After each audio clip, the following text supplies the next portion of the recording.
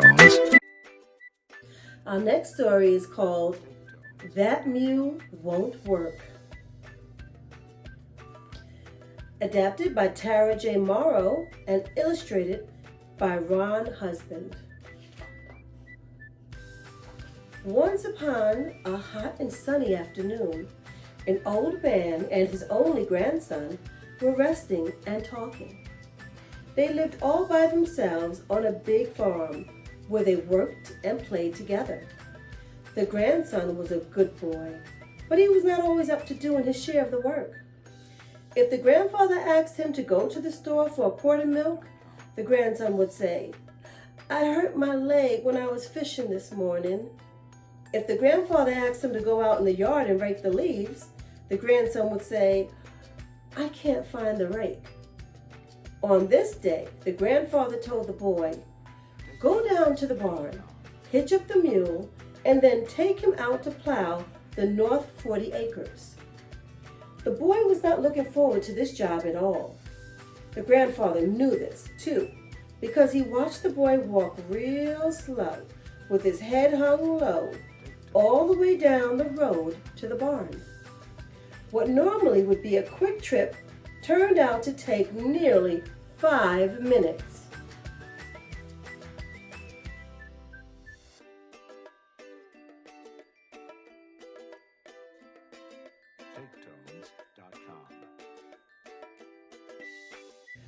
When the boy finally reached the barn, the mule was standing very still with his head down in the hay.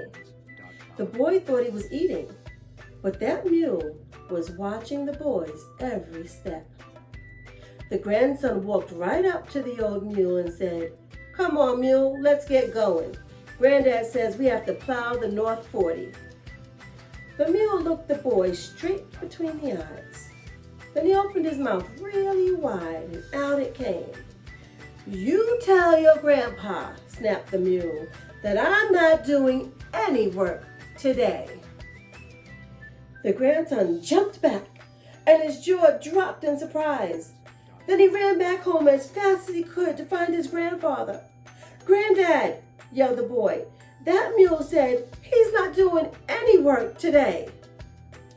Another excuse, the grandfather thought.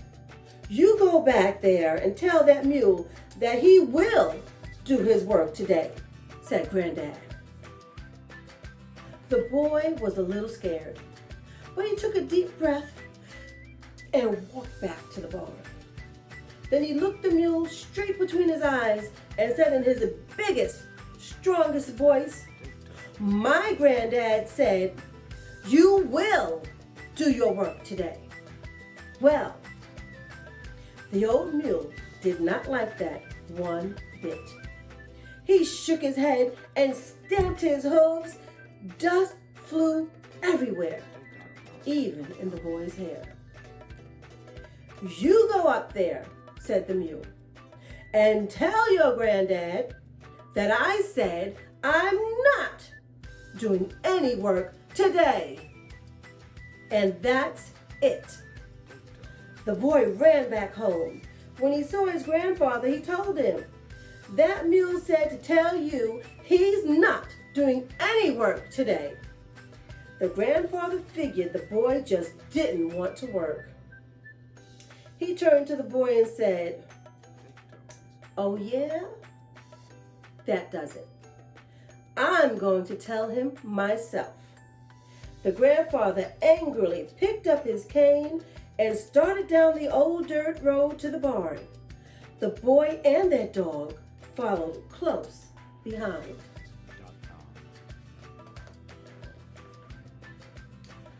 The old man walked straight over to the mule. "Now you listen up, mule. If I say you're going to plow today, that's just what you're going to do." The mule snorted, kicked his leg back, and plain as day, he replied, "And I say, I'm not going to plow today." The grandfather jumped back and let out a holler. Then he, the boy, and the dog ran all the way to the chopping stump before they slumped to the ground in a huff. "I can't believe it," said the grandfather. "Who ever heard of a talking mule?" "Not me," said the boy. "I wouldn't have believed it if I hadn't seen it with my own 2 eyes," said the dog. "I never heard of such a mess," said the axe. "I know that's right," said the woodpile. "You're all losing it," said the stump.